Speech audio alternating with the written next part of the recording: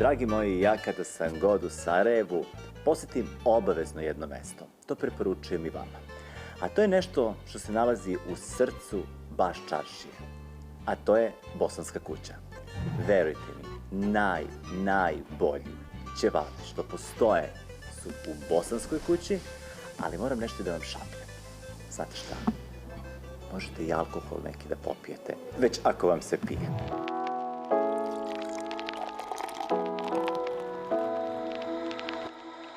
Možda vam izgleda malo čudno, ali tako je. Nijedna ćevabdžinica u Sarajevu nema dozvolu za služenje alkohola.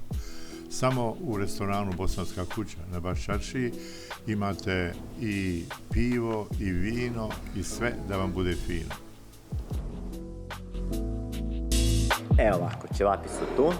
Ja sam uzeo bez priloga, ali verujte mi, najbolji ćevapi su u Bosanskoj kući.